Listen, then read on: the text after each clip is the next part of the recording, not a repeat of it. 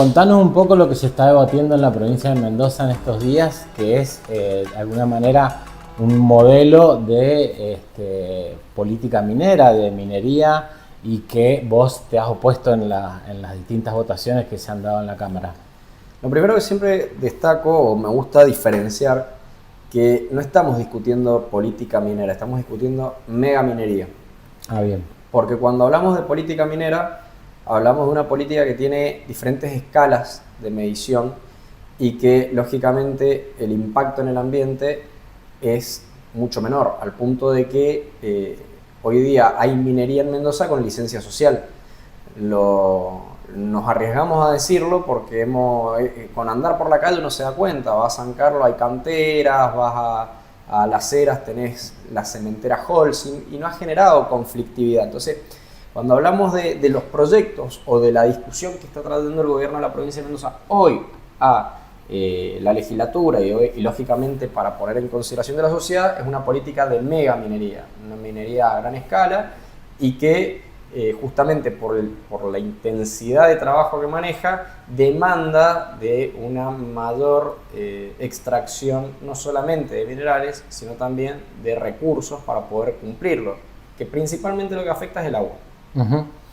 En estos proyectos, digamos, se votó un paquete al cual vos te opusiste, donde tenemos fondo compensador ambiental, donde tenemos la determinación de los porcentajes de regalías que pagarían estas empresas, como vos decís, de la megaminería, también el distrito minero Malargüe y finalmente el proyecto San Jorge. ¿Vos nos podés comentar, digamos, cuál es tu posición con respecto al combo, digamos, a todos los proyectos que se hicieron? Bueno, justamente este fondo de compensación ambiental viene en este momento a discusión en la legislatura porque están abriendo el paraguas sabiendo de que esta apertura a la megaminería que quieren dar aumenta significativamente los riesgos de contaminación y de daño ambiental a largo plazo. ¿Por qué hablo a largo plazo? Porque vamos a citar el ejemplo del vecino más cercano, podemos hablar de Hachal, desde el 2015 a la fecha están en una etapa de remediación. Las remediaciones llevan mucho tiempo, inclusive hay estudios científicos que han demostrado que remediar el daño ambiental que puede ocasionar este tipo de actividad puede llevar 500 años en algunos casos. Entonces, la necesidad de implementar el fondo compensador ahora, pues lo podrían haber hecho hace mucho tiempo, teniendo en cuenta que está contemplado dentro de la Ley General de Ambiente, de la Ley de Presupuestos Mínimos y de muchos tratados de derecho ambiental, tiene que ver con esto, ¿no? Con abrir el paraguas ante posibles sucesos para tratar de rápidamente apagar ese incendio. Ahora, también, por otro lado, ellos dicen que no exime de la responsabilidad de la empresa, en lo cual hay una parte de razón. ¿Por qué digo que hay una parte de razón? Porque la empresa va a tener que, de alguna forma, aportar o va a tener que tener su propio seguro. Pero ¿qué pasa? Muchas veces todos estos hechos quedan en el tiempo, inclusive cuando la empresa se retira. Y ahí es donde entra el gran problema, ¿no? Porque cuando ya la empresa no está, ¿quién se tiene que hacer cargo de esa remediación? Y se tiene que hacer cargo la provincia. Y la composición de ese fondo de remediación o como ellos quieren decir, compensador, está planteada principalmente sobre multas. Después sobre donaciones, que no sabemos quién las va a hacer o cómo van a surgir. Y también en créditos internacionales o financiamiento internacional que se dispone para la remediación ambiental. Cuando vos analizás todo esto, ¿qué es lo que te das cuenta? Que a ese fondo compensador aportan todos menos los agentes contaminantes, ya sean las empresas mineras, megamineras o aquellas empresas que puedan estar de alguna manera contaminando el ambiente. Entonces, el resultado final de esto es que con las multas nunca vas a poder cubrir realmente el costo de lo que es la remediación y van a terminar siendo los mendocinos los que paguen con sus impuestos los créditos que tenga que tomar la provincia para poder remediar el daño ocasionado. Pienso en dos casos. Uno es el uranio. Sierra Pintada. Y el otro es YPF en Luján. En Pedriel, sí. Creo que ahí ha dejado pasivos ambientales bastante importantes. Bueno, ¿no? por eso te digo, si ellos hubieran querido, los fondos de compensación o remediación ambiental podrían haber sido sancionados o ya estar en funcionamiento mayor tiempo de antelación. Claro. Lo hacen ahora porque saben que los riesgos de estas actividades son muy altos y que aparte el impacto en el ambiente también es inmediato. Entonces, sin dudas, están, como te decía recién, abriendo el paraguas para tratar de cubrirse. Para cubrir un poco. Con respecto a las regalías, el porcentaje que han establecido, ¿te parece que no...? La realidad es que primero nosotros nos oponemos al Pacto Federal Minero. Esto es algo que lo hemos planteado siempre. En el Pacto Federal Minero lo único que evidencia es que los partidos mayoritarios o los partidos tradicionales de nuestro país se arrodillan ante las multinacionales. No importa si son peronistas o si son radicales, cuando llega el momento de negociar con las multinacionales, terminan cediendo ante las pretensiones a cambio de algún tipo de financiamiento, algún salvataje o alguna... Nada muy distinto a lo que está pasando ahora, ¿no? Esto que estamos discutiendo, el Pacto Federal Minero que sucedió en la década del 90, claro. Tranquilamente podríamos compararlo con este salvataje estadounidense al país para tratar de mantener la economía, que nos vamos a enterar de los pormenores quizás cuando empiecen a llegar todas estas reformas al Congreso. Ese Pacto Federal Minero termina, a mi entender, provocando una inconstitucionalidad porque le coloca a las provincias un techo en las regalías que puede cobrar sobre recursos que la propia Constitución reconoce como propio de las provincias. Claro. Entonces, ¿por qué la nación debería ponerle un techo a lo que las provincias pueden cobrar por esto? Fue una demanda de la Barrick Gold, específicamente en ese tiempo, que le exigió al gobierno nacional que esta ley, que a su vez se sancionó en otros países de la región, en idénticas condiciones, se aprobara. Entonces, a partir de ahí ya la génesis de las regalías están muy mal pensadas. Sumado a eso, hay una modificación a este concepto con la ley de incentivos mineros que dice que todo proyecto de extracción que se ponga en funcionamiento posterior a la puesta en funcionamiento de esta ley o a la plena vigencia de esta ley, podía estirar las regalías al 5%. Entonces, ¿qué es lo que nosotros planteamos acá? Ya de por sí el concepto de regalías está manipulado por los intereses empresariales.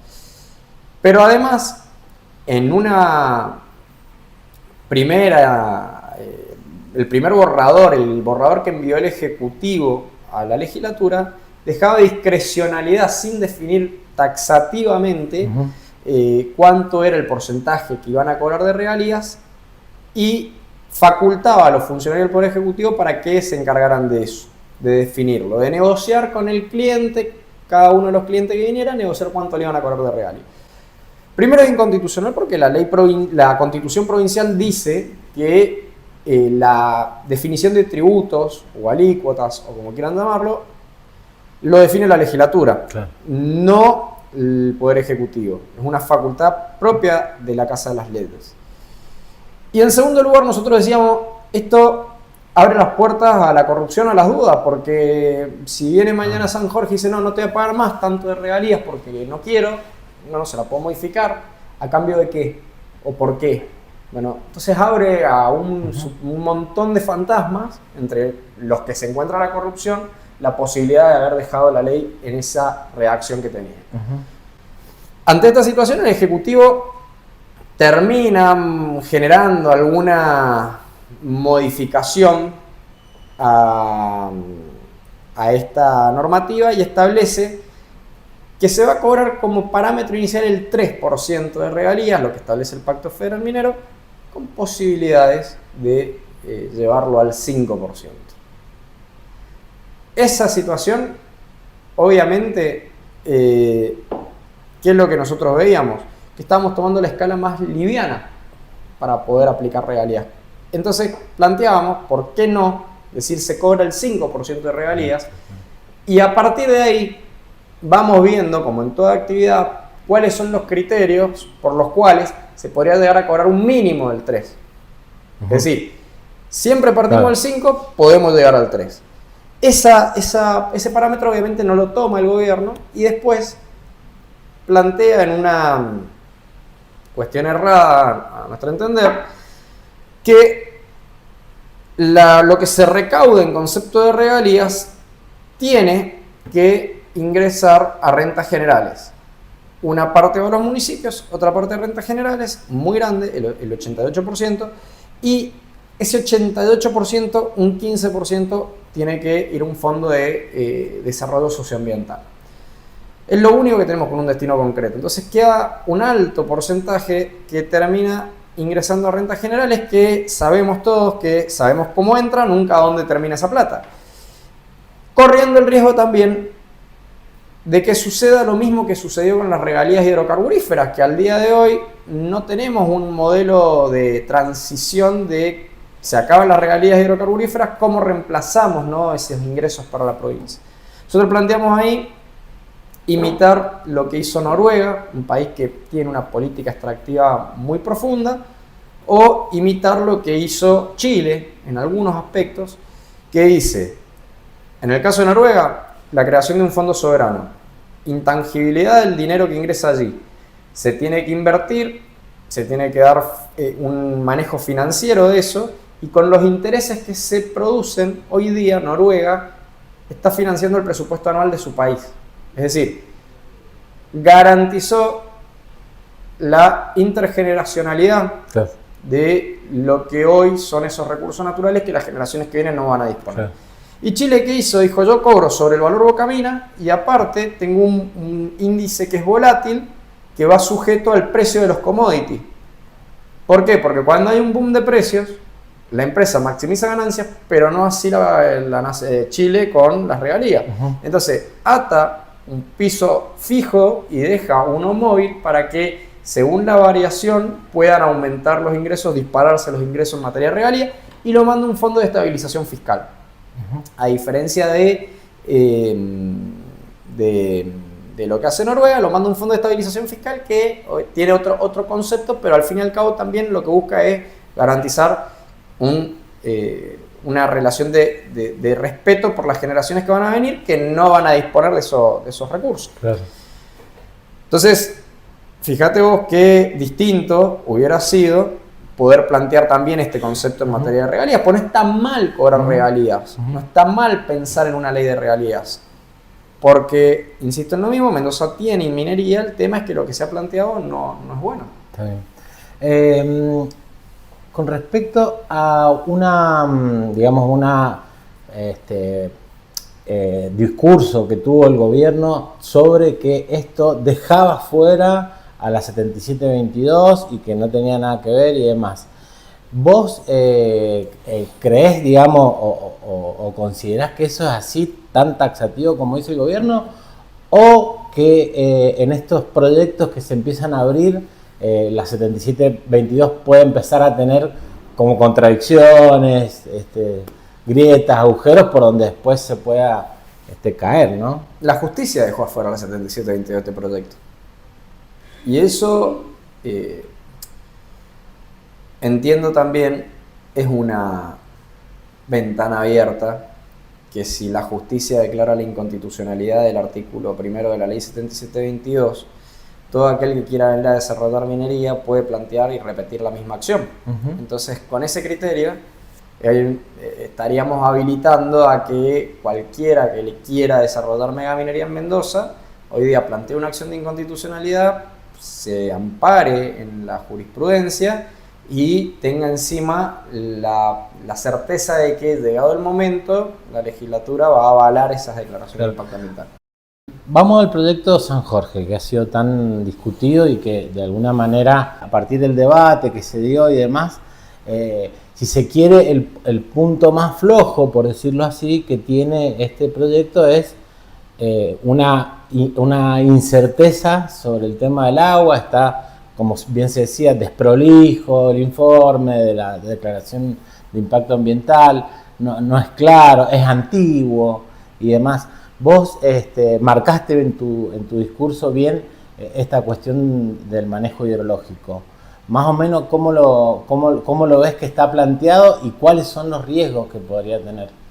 En realidad, el riesgo principal es que, para poner en contexto, hay una discrepancia científica. La discrepancia científica genera incertidumbre. ¿Por qué? Porque hay una parte de la ciencia que dice que no hay conexión con el río Mendoza y hay una parte de la ciencia que dice sí hay conexión con el río Mendoza.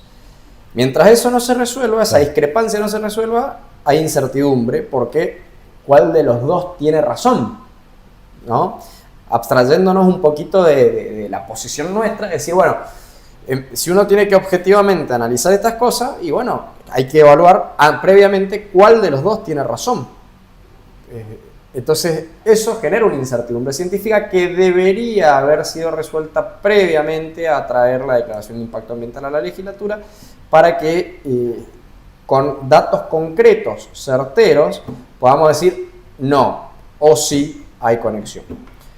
Mientras eso no suceda, vuelvo a hacer lo mismo, la incertidumbre existe. Y la incertidumbre da lugar a que uno, apelando al principio precautorio del derecho ambiental, diga, ojo, hay un riesgo inminente. ¿Por qué? Porque no tenemos certeza de que esto vaya a ser. Entonces, ¿cuál es el riesgo inminente de lo que puede suceder? Que realmente hay una conexión de la cuenca con el río Mendoza y que cualquier incidente ambiental que exista en la minera contamine el río que abastece de agua el principal oasis de nuestra provincia. Ese es el riesgo en materia hidrológica. Y después, obviamente, la cercanía que tiene, ellos mencionaban, ¿no? Como decir, no, hay minas que están muy cerca de... Sí, es verdad, hay minas que están muy cerca, están a 50 kilómetros de Santiago, lo mismo que sucede con San Jorge, que está a 50 kilómetros de la capital de la provincia de Mendoza. Pero lo que ellos no están reconociendo de alguna manera es que está mucho más cerca, y que eso ya pasó en La Rioja, donde la población más cercana está a menos de 30 kilómetros, y el impacto de la actividad propia de la minera ya produjo daños en la salud de los habitantes de la población más cercana, que estaba alrededor de 20-25 kilómetros, como podría ser Uspallata. Entonces, ahí es donde uno evalúa y considera que esto está desprolijo, que esto no tiene que le falta información y que le faltan estudios de base, claro, que son los que realmente nos van a permitir tener datos concretos de cuál es la calidad del ambiente hoy, para hacer la comparativa y ver si hubo una afectación real o no. Entonces, ahí es donde nosotros marcamos las desprolijidades más manifiestas de esta declaración de impacto ambiental. También incorpora, digamos, y me gustaría también trabajar sobre el escándalo, entre comillas, del informe del CONICET, ¿no? Porque también incorporó el informe la cuestión de la flora, de la fauna y el impacto socioambiental. Y también en esos marca que no está bien estudiado, que no está bien determinado, que no se ha expresado bien cuáles son las medidas que se tomarían y demás para preservar.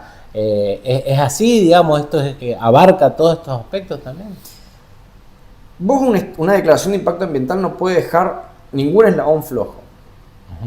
Y ahí entran estos estudios de base, ¿no? Donde uno evalúa características de la flora hoy, cuánta diversidad tenemos, características de la fauna hoy, cuánta diversidad tenemos, la característica de la flora, de la fauna, del aire, del ambiente, de la comunidad, o sea, de los humanos que viven ahí, de las personas que viven ahí, hacen la biodiversidad del lugar. Nosotros lo que hemos observado es que todas las conclusiones que se han realizado son sobre estudios si no son los mismos estudios que se usaron en la declaración de impacto ambiental que se rechazó, son estudios que están muy próximos en fecha y en conclusiones a lo que se presentó allá por el 2011. Por lo tanto, sigue siendo insuficiente, sí, no sigue siendo claro, no resuelve las dudas, y también creo que ahí entra esta cuestión de lo que planteó el CONICET en el primer informe, que dijo, la empresa no está respondiendo sustancialmente lo que le hemos objetado, no solamente nosotros, sino distintos órganos que han realizado informes sectoriales. Porque ni en el primero ni en el último el CONICET rechazó el proyecto. Simplemente dijo, che, yo les digo que como está hoy día, no se puede. Evalúenlo. Pero no le está diciendo no se puede hacer el proyecto San Jorge. Está diciendo, tengamos un poquito más de datos, tomemos un tiempito más. O sea, primero que nada, para dejar claro eso, ninguno de los dos comunicados del CONICET dijo no se hace o háganlo. Los dos, uno un poco más jugado, el otro menos jugado, plantearon cuestiones a resolver. Entonces, ahí es donde uno ve y dice, che, ¿querés ampliar la ley de fauna protegida o de monumentos naturales, incluyendo el gato andino? Bueno, el gato andino, parte de su ecosistema donde vive, donde se desarrolla, es allí. Y te dicen, no, pero no, son incompatibles el gato andino o la preservación de estos monumentos naturales con la actividad minera. Nadie está diciendo que sean incompatibles, porque lo que estamos diciendo es cuáles son los riesgos y cómo debemos reducir esos riesgos. Un derrame de cualquier tipo de sustancia química que utilice la empresa en el arroyo del Tigre. Si el gato andino toma agua del arroyo, no estamos afectando a ese monumento natural que estamos intentando proteger. Entonces, estas son las cuestiones que tenemos que ver. Y en ese esquema también nosotros planteamos, y bueno, la cartografía es insuficiente, los análisis realizados no están completos, no se ha considerado a todas las especies que se encuentran en la zona, y termina no solamente con una probabilidad de ser contraria a otra legislación protectora del ambiente, o como te decía recién, de los monumentos naturales, sino que encima termina siendo contraproducente para la comunidad en general que se encuentra aguas abajo, porque si afectamos flora, fauna, y estás afectando biodiversidad, y si vos destruís la naturaleza, no hay futuro. La información que está aportada es insuficiente y desactualizada. Primero, porque lo que han presentado en manejo de flora es insuficiente. ¿Por qué? Porque los mapas de vegetación necesitan de una cartografía más detallada. En cuanto a la fauna, la información es incompleta y confusa. Cuando hablamos del impacto socioeconómico y patrimonial, hay un riesgo patrimonial arqueológico histórico. El Capac Ñam forma parte de una ruta que es patrimonio cultural de la UNESCO y que atraviesa no solamente la República Argentina, sino 5 países. ¿Y sabe qué es lo que pasa con eso? Para poder garantizar la certidumbre jurídica o la seguridad jurídica, toda intervención que se realice en la zona debe ajustarse a la normativa provincial, nacional e internacional. Hoy, en la actualidad, se están finalizando los estudios de impacto arqueológico, que es justamente una actualización que se solicitó por parte de la Dirección de Patrimonio Cultural y Museos. Señor presidente, hablábamos de estudios de base.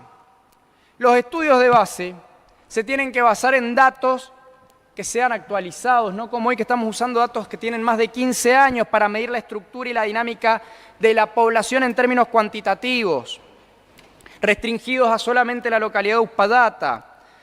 ¿Y sabe por qué digo que está mal que se haga eso? Porque por ahí se considera que Uspallata está a 100 kilómetros, 110 kilómetros de la ciudad de Mendoza. Pero eso es un error. Eso es a partir de un trazado, de una ruta que generó el humano para poder conectarse.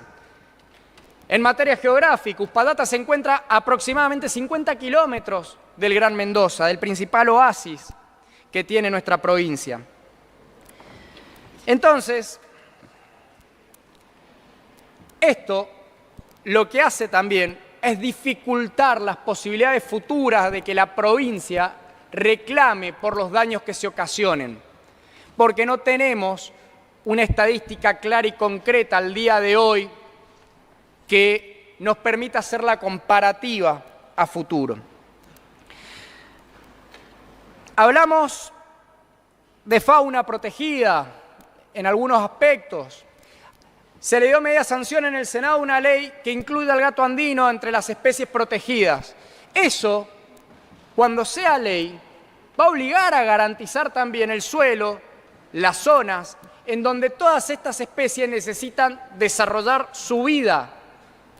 Y no se está contemplando cómo puede funcionar esto allí.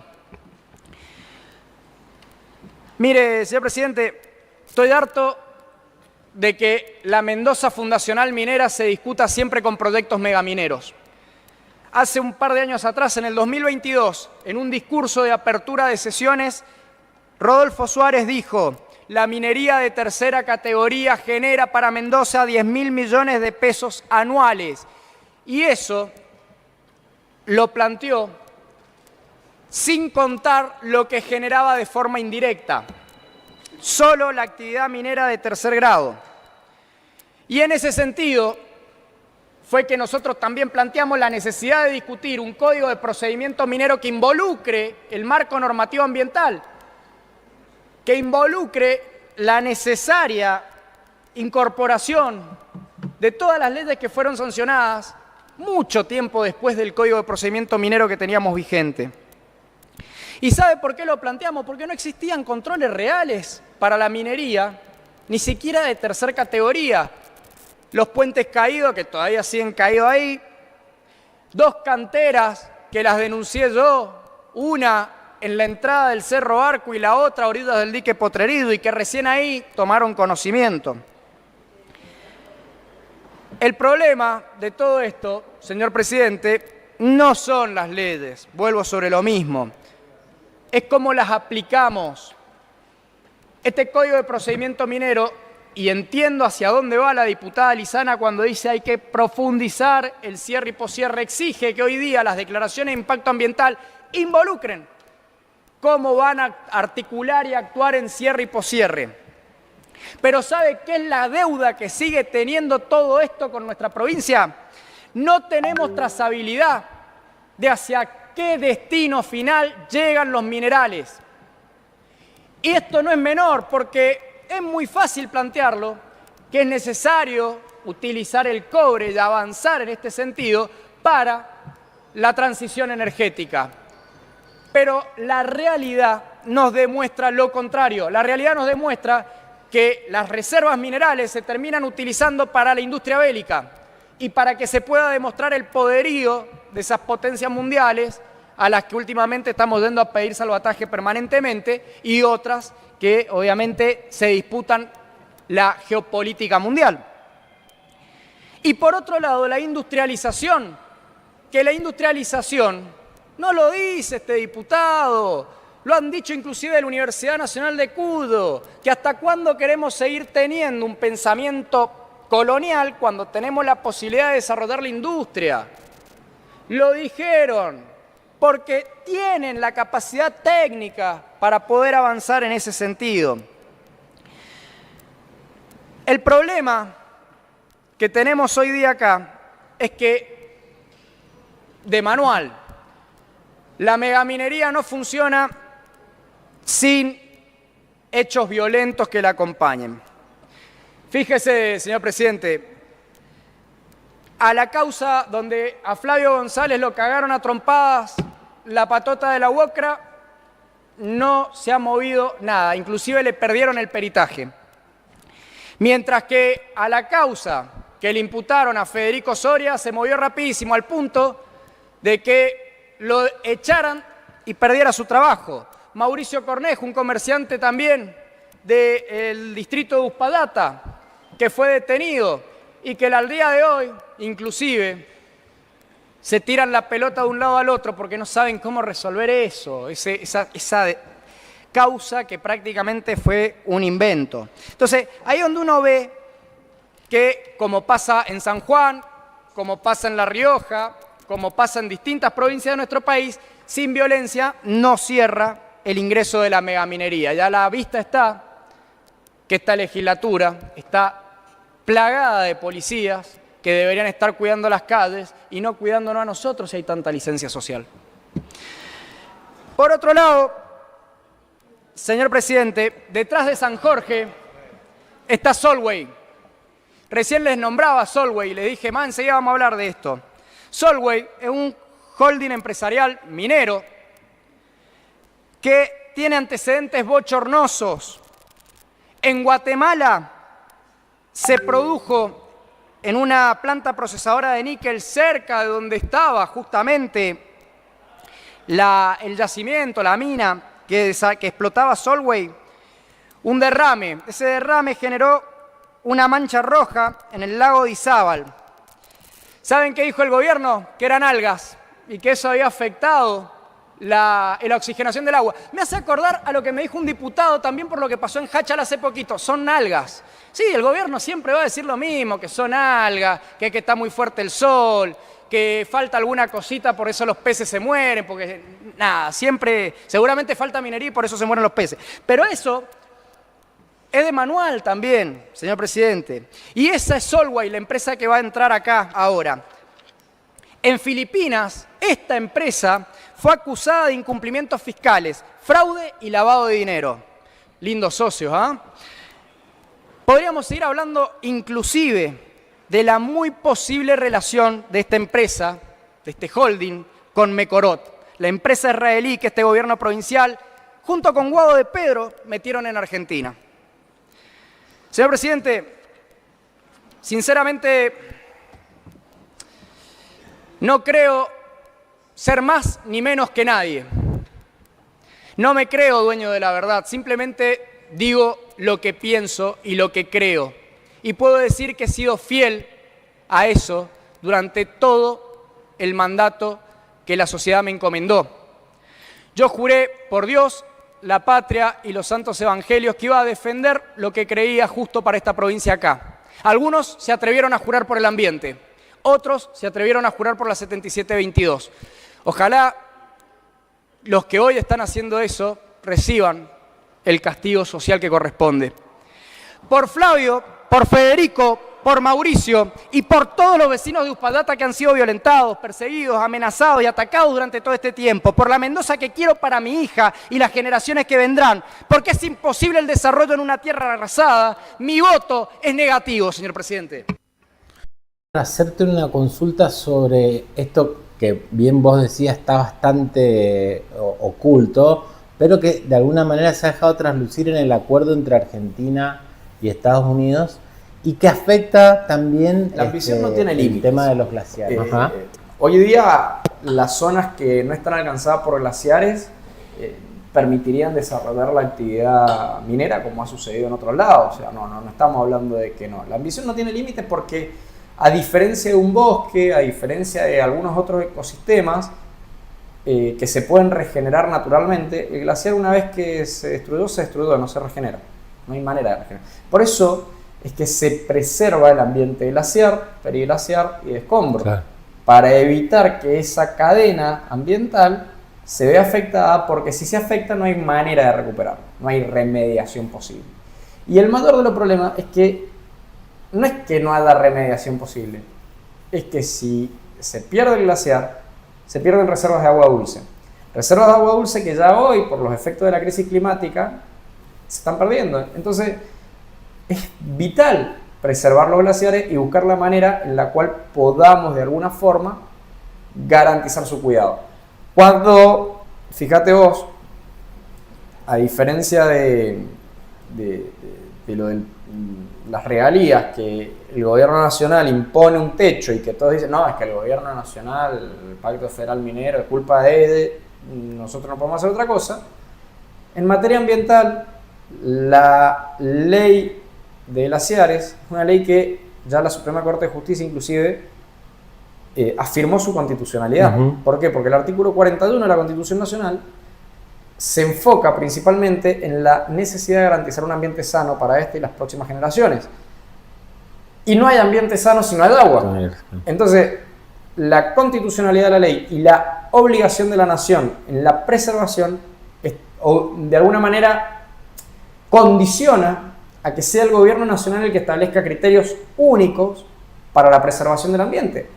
Ponete a pensar que, si no, la ley de presupuestos mínimos no tendríamos que tenerla en cuenta, la Ley General de Ambiente no tendría que ser los eslabones de la cadena que terminan dando la Ley General de Ambiente Provincial, y ese marco normativo no debería ser como los límites en los cuales se debe trabajar. Son límites, es como decir, son parámetros. Claro.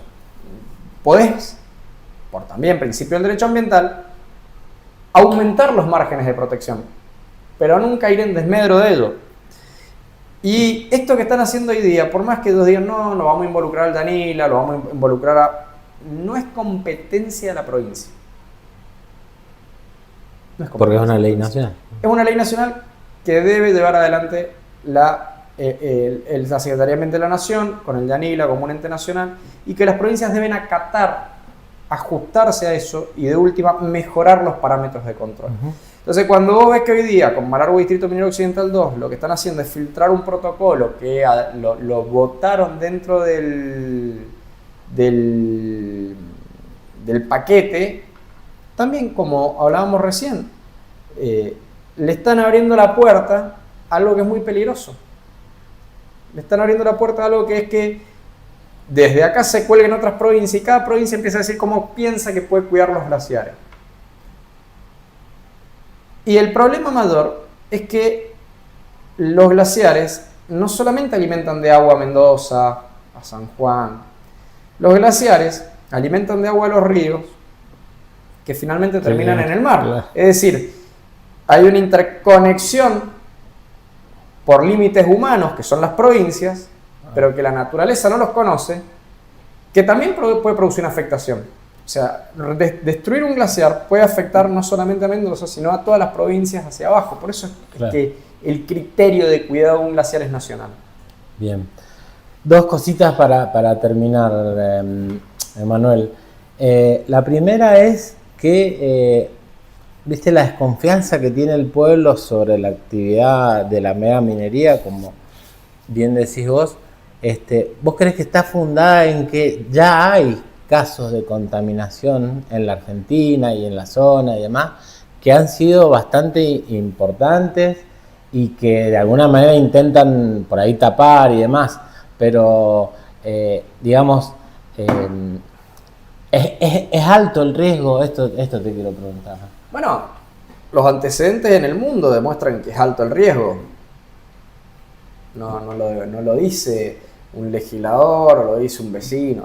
Los antecedentes en el mundo demuestran que es alto el riesgo porque un incidente ambiental es suficiente para que mucho tiempo una localidad, una población se vea afectada. Claro.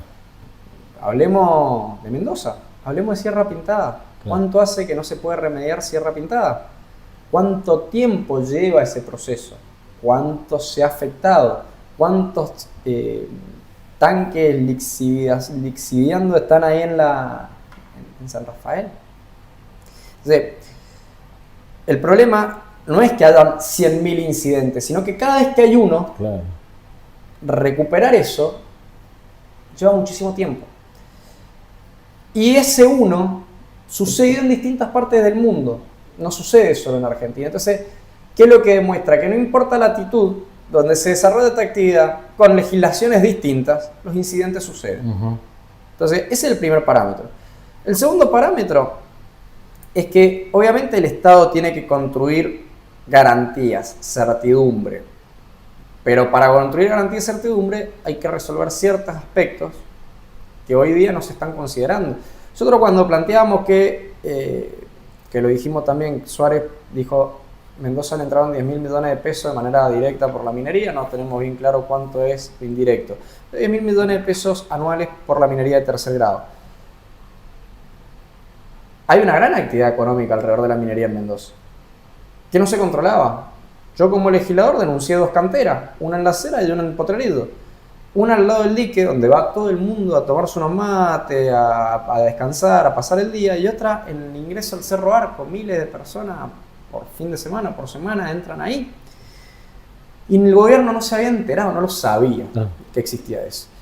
Por eso fue que insistí mucho en que había que modificar el Código de Procedimiento Minero, que también, y acá yo creo que abro un paréntesis, hay muchos que dicen que le importan el ambiente, pero priorizan la politiquería por sobre lo ambiental.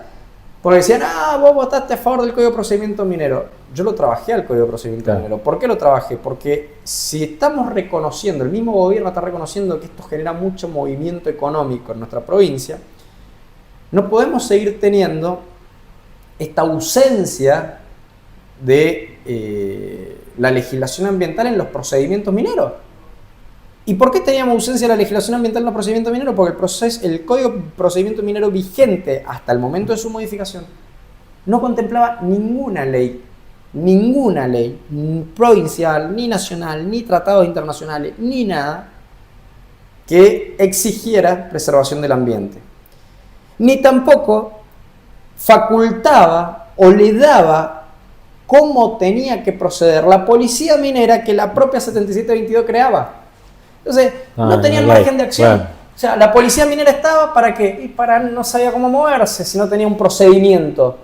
Le exigíamos participación ciudadana y control de la ciudadanía, pero no incluíamos el acuerdo de Escazú en ningún lado. Entonces, obviamente había que modificar ese Código de Procedimiento para eso.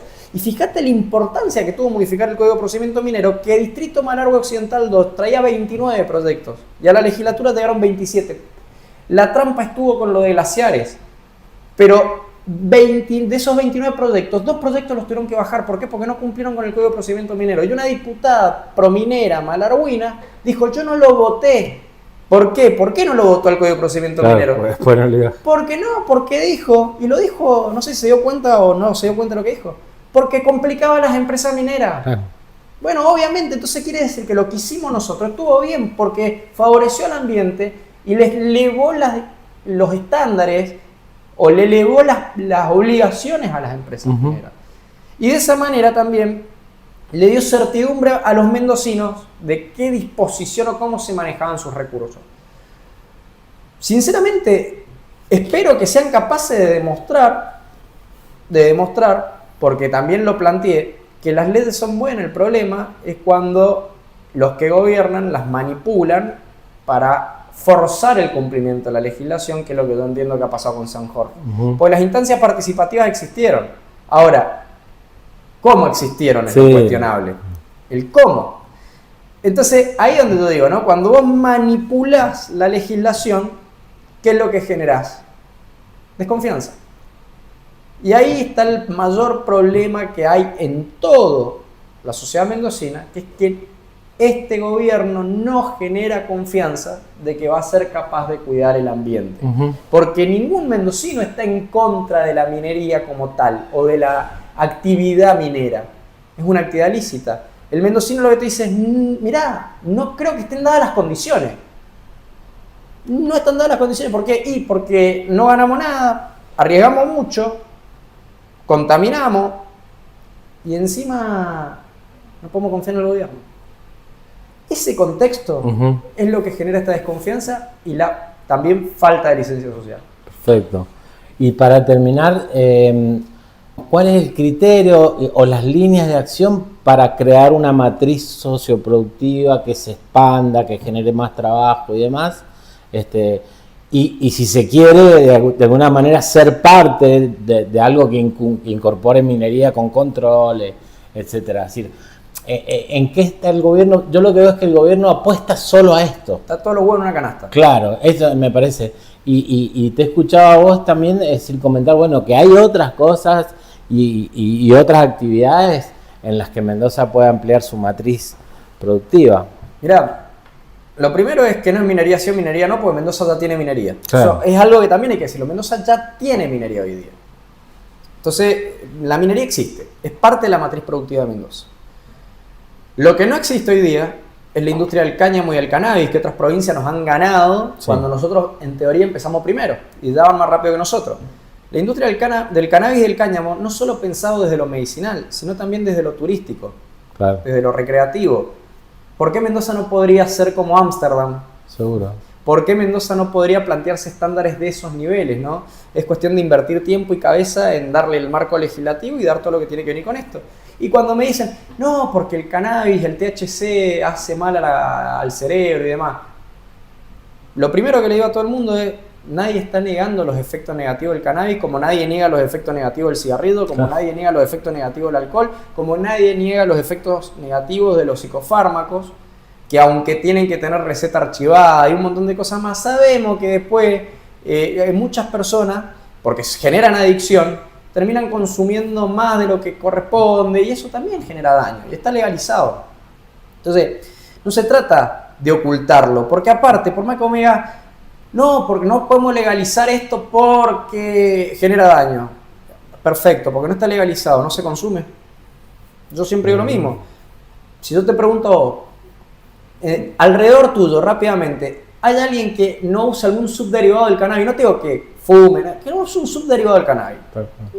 Seguramente conocés a una abuela que usa la crema canábica, que toma las gotitas de aceite canábico, que el médico le ha dicho, che, mira, tomate unas gotitas de aceite. O sea, hay un universo alrededor de esto que los tabúes hacen que neguemos la realidad. El turismo de exploración. En el mundo ha crecido el turismo de naturaleza. Es una de las actividades que más ha crecido y que más turistas extranjeros traen a nuestro país. Sí. Bueno, nosotros planteamos Parque Nacional Uspallata, Área Natural Protegida Uspallata Polvareda, poder desarrollar con turismo y actividades de bajo impacto todo lo que viene de la mano de este turismo de naturaleza y exploración, que justamente es una de las actividades que permite el sostenimiento en gran parte de lo que es la reserva de Villavicencio. Las industrias creativas, las industrias audiovisuales. Y ahí es donde entra también una cuestión que no es menor, que es decir, bueno, cuando hablamos de las industrias creativas, de las industrias audiovisuales, también está la industria del conocimiento. Mendoza tiene 8 facultades, 8 universidades, muchas facultades. Podríamos estar patentando productos, podríamos estar investigando y generando desde nuestro lugar, con el CONICET, con el CRISIT, con varios organismos científicos que están acá, herramientas que nos permitan vender patentes y trabajar desde otro lugar. Hay mercado en el mundo para todo esto, ni hablar obviamente de los productos orgánicos, de la agroecología, que hoy día también está ganando mercado en el mundo, que necesita de apoyo y de impulso. Todo esto podría Mendoza abrirle un abanico de oportunidades para la generación de empleo y para la matriz productiva y también para posicionarse en el mundo de manera innovadora, de manera que sea disruptiva, ser un faro de creación de oportunidades y no una repetición de ideas que ya fracasaron. Pero bueno, nosotros lo tenemos claro. Nosotros queremos ir hacia esa Mendoza. Desde nuestro espacio político queremos ir hacia esa Mendoza. El tema es que, bueno, obviamente tenemos que convencer a los mendocinos de que esto da mucho más de lo que hoy día le están proponiendo. Y que lo que le están proponiendo termina siendo inclusive un tiro en el pie. Porque puede ser pan para hoy, pero es un hambre para un mañana muy largo. Entonces, acompañar esto que te estoy comentando yo como propuestas de gestión es acompañarse a uno mismo. No es acompañar a Manuel Fuga Soto, es acompañarse a uno mismo. Es decir, che, estoy apostando a algo que le va a dar certidumbre y le va a dar posibilidades de sostener en el tiempo esta actividad a mi hijo, a mi nieto, a los que vengan después. Creo que ahí está el gran desafío de Mendoza y es la discusión que tenemos que dar. Muchas gracias, Manuel. No, gracias a ustedes.